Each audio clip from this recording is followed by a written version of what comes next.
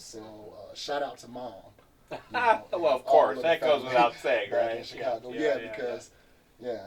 Yeah. Well, well, that's the beauty of the Facebook Live, isn't it? Yeah. Whether she's in Chicago, Detroit, Florida, it just with the internet and everything, it doesn't matter where you're at. Right. And then with a smartphone, hell, people could be popping you up on the smartphone. Oh, and yeah. catching you there. Yeah, it's people popping in right now, seeing what I'm doing. I'm pretty sure that the next time they'll know what it is when they go into post production. Right. But more than anything, man, I like the show. This is what we do as producers. This is it. Yeah. This is it. But you're the business side. See, you typically the producer's not the guy in front of the camera. Yeah. He's usually the guy behind the scenes. He'll get a credit. Maybe he's an executive or whatever. But I went to Palomar, so we in front of the camera, behind everything, and that's what makes me a producer. Right, because when people work with me, I tell them, I would never ask you to do anything that I wouldn't do or I haven't done myself. Right. So it really becomes about mutual respect. Yeah. And it's funny you say that because my previous background was in general contracting and building buildings, which is similar to building sets. Right. I love set building. But we build it to stay forever. Instead of just flimsy, just build it. We're talking about real architecture. Right. And it stays on Earth forever, theoretically. But anyways, it's really. People say to me, well, how is that similar to what you're doing now? And I said, just like you're saying, in construction, it's a collaboration between your plumber, your electrician, your framer. You've got all these different people that are part of the project. And when the project's done, you have a big completion party, and you all go your separate ways. Right. It's mission accomplishment. It's mission accomplished. Right. It's probably similar like the military. They probably put together certain crews and military groups and send them out on certain missions. You got to go do missions. And then when it's done, it's done. You can't do it by yourself. You can't do it by yourself. Yeah, you can't do it by yourself, man. Absolutely. For real, man. You can't, that's the main thing. You got to and that's what we have to, embed in the youth. You can't do it by yourself. No. They got so much of a boost, with the kids that are coming up now, and we're just learning how to use the technology. Oh yeah. But they were born with it. That they're born with, and so. Well, that's why you and I have chosen it, though. Well, that's why I always focus my emphasis on the youth. Because that's really what matters. I'm gonna produce content. And there's gonna be content out there that's gonna have, Keith Russell on it, or whatever, that I'm gonna be a part of. Sure. That's never. But how I would like my legacy to be is based on the students that I've taught. Right. How to carry that camera, how to have that conversation, how to, compose that shot, how to write that script. How to tell that story. That's what I want my legacy to be. Yeah, that's awesome. That's I love the way you put that. Because really, at the end of the day, what's the most important thing? Because at some point, you and I are going bye-bye. Yeah, man, all this going to be gone. It's all going to be gone. All this is going to be gone one day. Right, and they're going to start, long from now, they're going to start digging it back up. Yeah. You know what I mean? Yeah. And what they going to find? What's your print going to be? Yeah. They got, 3,000 data points on each individual in America right now? What's your print going to say? Yeah. Well, it's crazy. And a lot of that printing and stuff is on Facebook, and here we are. So yeah, it is. That's here we are, right? Right. Again, when they do get it back up, when that internet comes back up in 5,000 years from now, I want them to be able to look on Facebook, and I want the kids to say, see that, hey, I was here saying, you're the future, just like Whitney. Right. Yes, indeedy. Yeah. So we pretty much have covered, what you've done in the past and what's going on. What's on the front burner right now?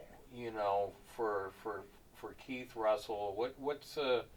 My studios. My What's live on the front burner right podcast. now? My live podcast. Live is on, podcast. Okay. Front runner right now because I'm like really tapping into the radio side of things. You want to do a little plug for that, or? So I mean, just I've already started plugging it, and everybody Okay. knows. Look out for my live podcast under Okay. my director, Keith L. Russell page. And the cool thing about my live podcast is I make it interactive to where I'm on the air, and rather than someone calling and their picture popping up in the live, you know what I mean, they can actually call in and it feels like an actual radio experience where they're talking to me, and I have that going into the mixer, and it's a real conversation. So I have people come on the show and we talk about like healing energy and music and just different things like that. A variety show. It's variety. Variety and, show.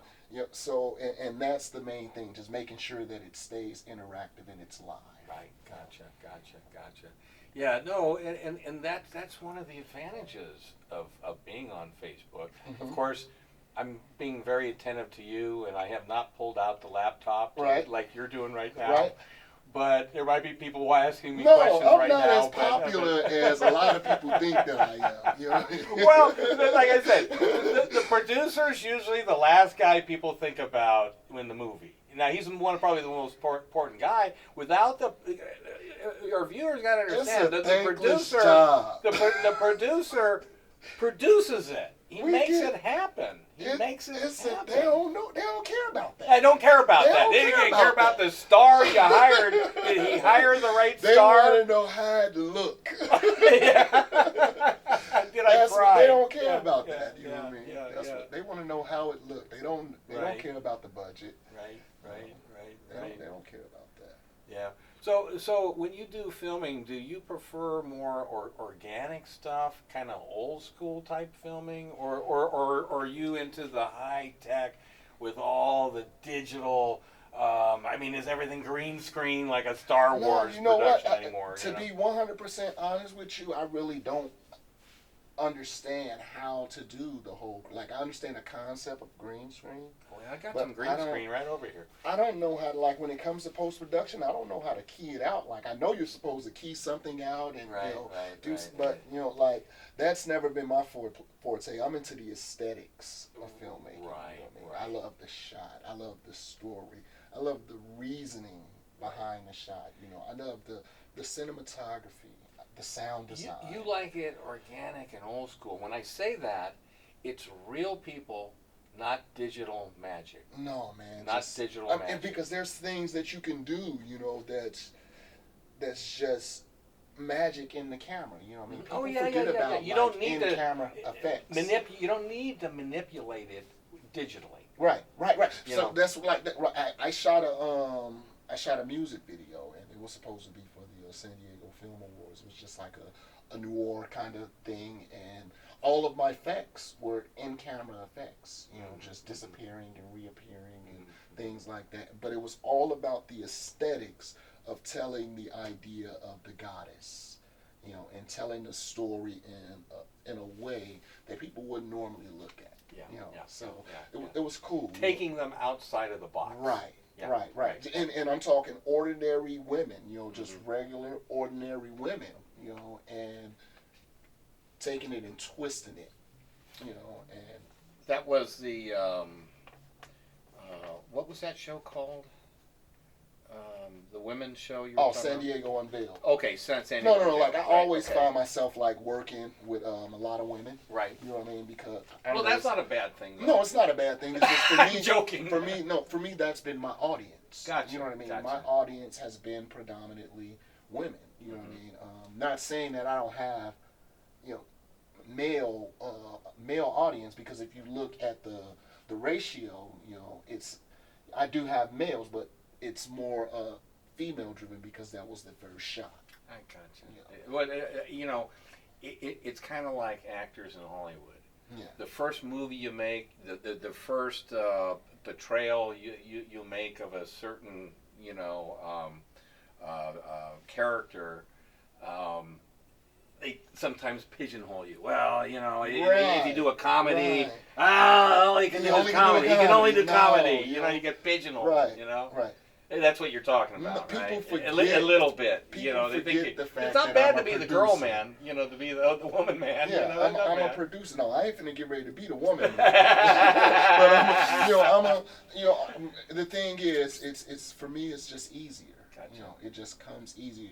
It's easier to be It's professional. more natural. Yeah, and like that's the whole thing. And I think that was another thing with the military. It was like all male based, mainly males. You never really work with female. Like I worked with females the last part of my enlistment, but then that was it. So when I transferred over to the film world, you know what I'm saying? It's like, let's see what they really have to offer at an organic level. You know what I mean? These people that I don't know, some of these kids are just getting out of high school. You know, to me, they look up to me. You know what I mean? So that was one of the things that I wanted to do as well. So that sort of jump started me into it as well. Yeah.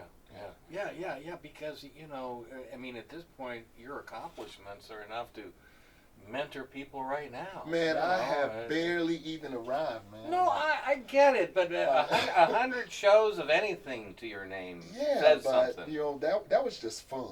You know Okay, that was just you've arrived to the threshold.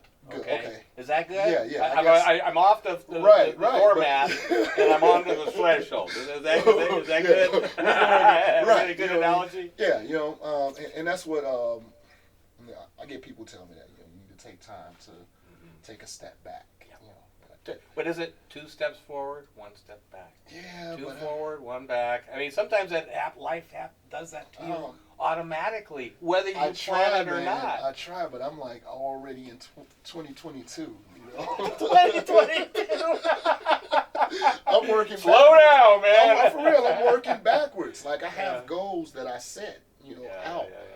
And then I work backwards from those goals. You know what I mean? Even if it's just something as simple as, getting a new camera, or creating a new show, or anything, sponsoring a school, having a community outreach program. I'm working backwards from my goals, so that when it comes time, I already know. That's why I say I barely have even arrived. Like I haven't even scratched the surface, man. Well, and you're still pretty young, right? Yeah, I mean, you're